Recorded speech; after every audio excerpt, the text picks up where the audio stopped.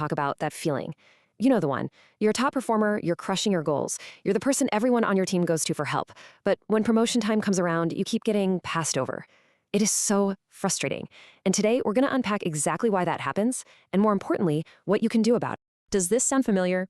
You're putting in all the hours, you're doing great work, but you see other people, maybe with less experience, just flying up the ladder. And you're left wondering, what am I doing wrong? What am I missing here? Well, here's the thing. The solution isn't just to work harder. It's not about doing more of what you're already doing. The real key is to make a fundamental shift in your whole approach. It's about building 4 brand new habits that will change the game for you, turning you from just a top performer into a real, genuine leader. So let's get into the very first habit. And trust me, this one is a big one. It's all about making the switch from being just an executor to being a true advocate for your work. So what's the difference, really? Well, an executor is laser focused on doing the work, which is great. That's the foundation. You have to have that. But an advocate, they understand that for the work to actually mean something, it has to be seen by the right people. They make sure leadership knows what's getting done. And, this is the important part, why it actually matters to the business. You know that old philosophical question, right? If a tree falls in a forest but nobody sees it or hears it fall, did it fall? Well, the same thing applies to your career. If you're doing amazing, brilliant work, but none of the decision makers know about it, from their perspective, it's like it never even happened. And this brings us to a really crucial idea: skill stacking. See, to move up, you can't just be a slightly better version of what you are now. You have to start stacking leadership skills, like communication, like advocacy, right on top of your technical skills. Think of it like this. Your technical ability is the foundation of a building, but the leadership skills, that's the skyscraper you build on top. And that's exactly why managers get paid more. They've built a broader, more complex set of skills.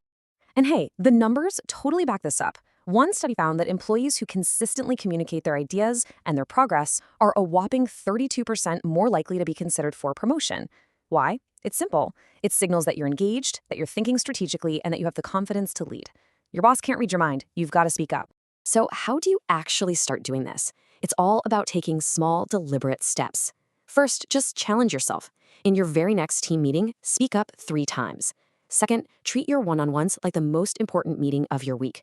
Come totally prepared to give your manager full visibility. And if you really want to step it up, offer to do a presentation for the team. Visibility is a muscle, and you have to work it out. Okay, let's move on to our second habit. This one builds right on top of the first. This is about changing your whole mindset from just reacting to everything that comes your way to proactively planning. It's about getting out in front of the work instead of feeling like you're constantly buried by it. Think about it this way. A reactive employee is basically a firefighter. They're always running around, putting out the latest fire. But a proactive leader, they're more like an architect. They're designing the future, looking around corners, and preparing the team for what's next, not just dealing with today's crisis. The key here is to escape what's called the execution spiral. This is that trap you fall into where you're so busy doing tasks that you have 0 time to actually think. It's a hamster wheel that leads straight to burnout, and worse, it stops you from doing the high-level strategic planning that your next job will demand. Here's a super practical exercise you can do. Go audit your calendar for the last week. Color code everything. Use one color for tactical work. Executing tasks, reacting to emails, fixing problems. And use another color for strategic work. Thinking, planning, preparing for the future. That visual will give you a brutally honest look at where your time is really going. And that leads us perfectly into our third habit, mastering your time. Because let's be honest, if you can't get a handle on your own schedule, how are you ever going to lead other people effectively? You have to understand this leadership hierarchy. It's non-negotiable. Leadership does not start with managing a team. It starts with step 1, managing your time. Once you can do that, you can move to step 2, managing yourself, your focus, your energy. And only then are you really ready for step 3, managing others. You just can't skip the steps. There's a quote that just nails this idea perfectly. The key is not to prioritize what's on your schedule, but to schedule your priorities. Your calendar shouldn't just be a random list of meetings that other people put there. It needs to be your strategic plan. It should be a direct reflection of your biggest, most important goals. Because here's the thing about great leaders. Their top priority isn't being busy. Their top priority is moving things forward. And the most important work, the stuff that really drives growth, almost never happens in a chaotic rush of back-to-back meetings. It happens in those quiet, focused blocks of time that you carve out for real, deep, strategic thinking. All right, let's get to our fourth and final habit. This one is all about your relationship with your manager and your team. The goal here is simple but powerful. Remove all friction. Your goal is to become what's known as a friction reducer. So what is that? It's someone who creates a positive return on their manager's time.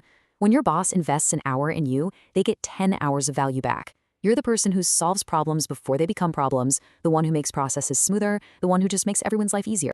Now, here is a seriously powerful technique for this. It's called calendar grabbing. It's exactly what it sounds like. You proactively look at your manager's calendar for the week ahead, you find tasks or meetings that you could handle for them, and you offer to take them off their plate. This is amazing because it makes your boss's life easier, and it gives you direct experience with higher level work. It's a total win-win. And if you're feeling brave and you really want to know where you stand, here are 2 direct questions to ask your manager. Number 1, on the whole, do I make your life easier or harder? And number 2, if I told you I was thinking of leaving, how hard would you fight to keep me?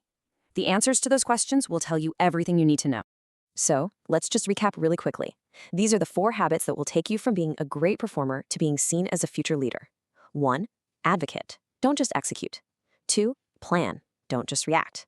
3. Master your time. And 4. Remove all friction. And that brings us to the ultimate takeaway here. Your current job pays you for the skills you already have, but your next promotion, that requires you to demonstrate the skills of your next job. You have to show you can already do it. So looking at these 4 habits, I'll leave you with this question. Which leadership habit will you start practicing this week? Because the time to start building those skills is right now.